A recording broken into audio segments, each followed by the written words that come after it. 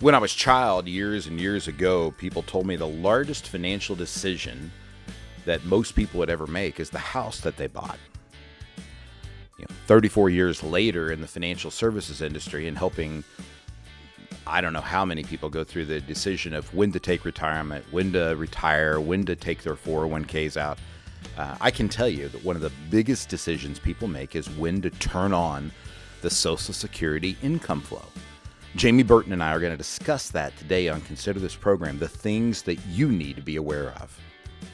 Well, good morning and welcome back to Consider This Program. I'm your host, Joe Clark. And I'm Jamie Burton. They call this conversation Social Security timing. And I wish it was really more inclusive than just that.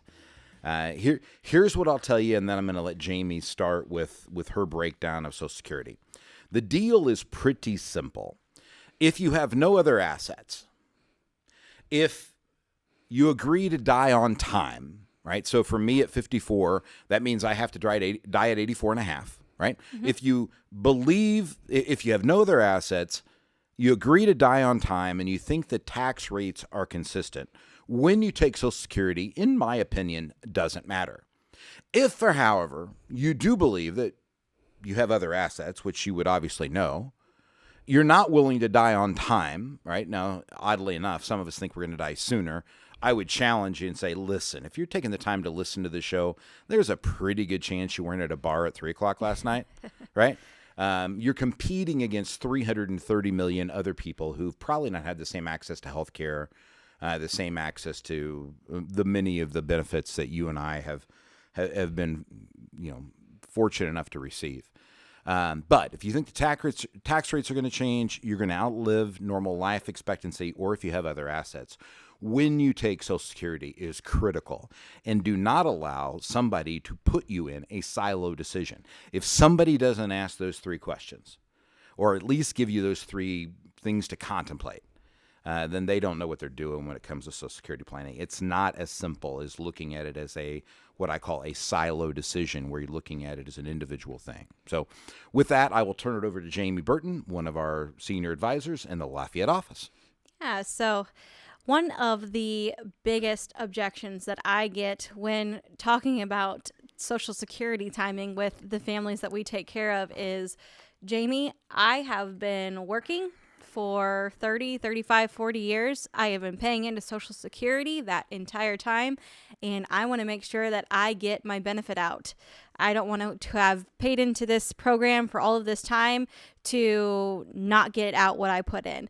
So again, that I think is looking at it from a silo decision. That's just saying, hey, I want that money, but not really looking at the assets, the other things that you've accumulated, and what the tax consequences could be if you did decide to turn on that Social Security early. So when we're looking at Social Security, we know that we have what's called a full retirement age. So for me, that is age 67.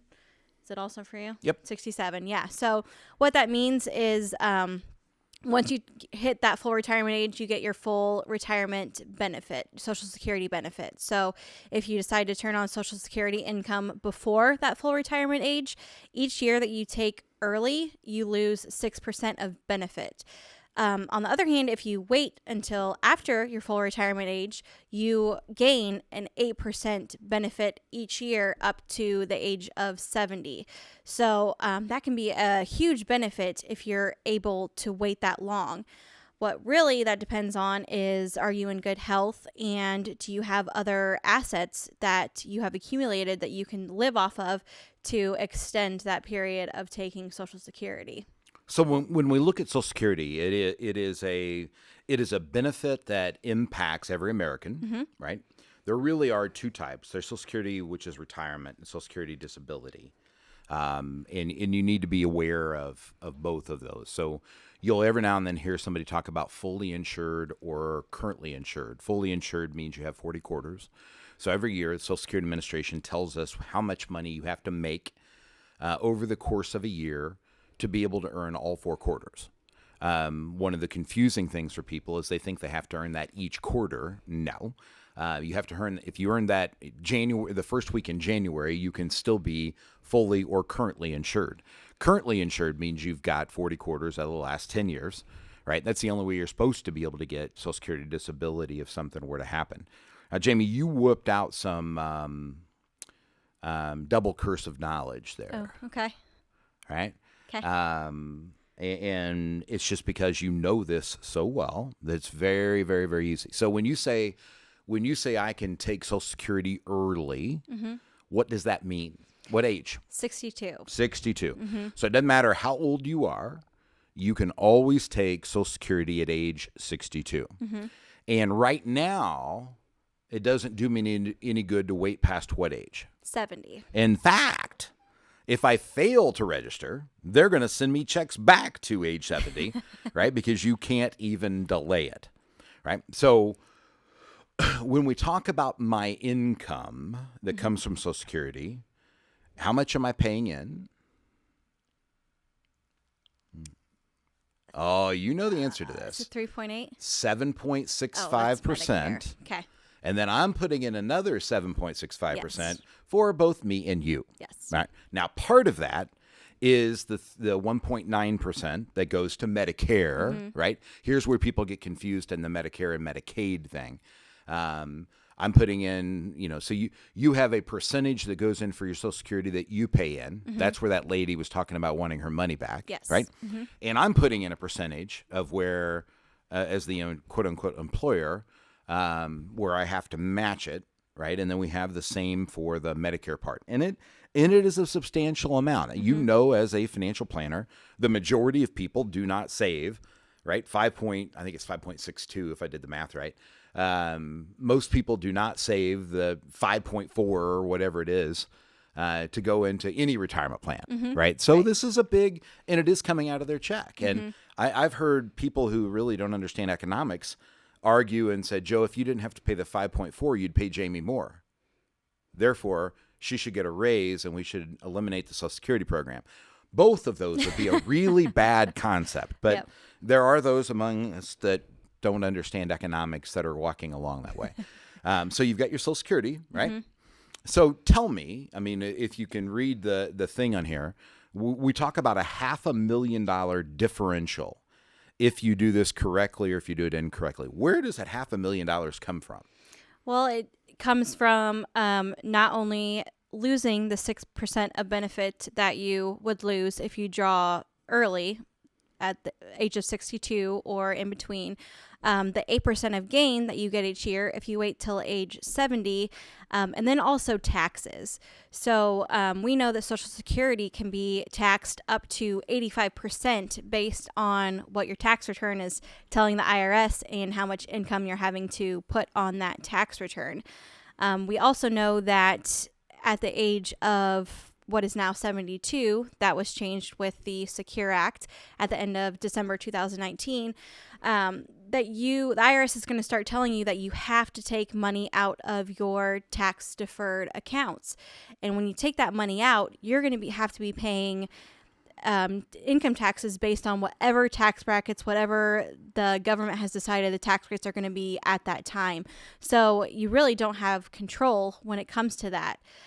So what we really like to work on with our families is, instead of saying, hey, let's turn on Social Security at the age of 62, how about instead we take a step back and look at the full picture? Let's really look at what assets you already have saved up and how we can most tax efficiently use those assets, use Social Security timing to make sure that we are controlling the tax rates that we are paying on our assets.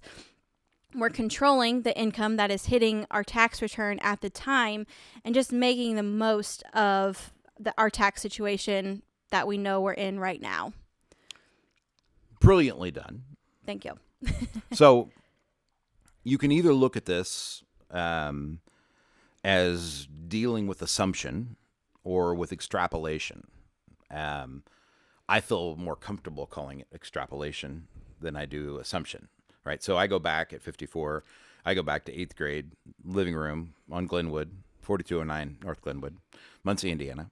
And I remember the Bad News Bears, and I remember the coach writing on the whiteboard, You never assume anything, and then underlining 3 letters or 3 groups of letters to say that this is what happens when you assume.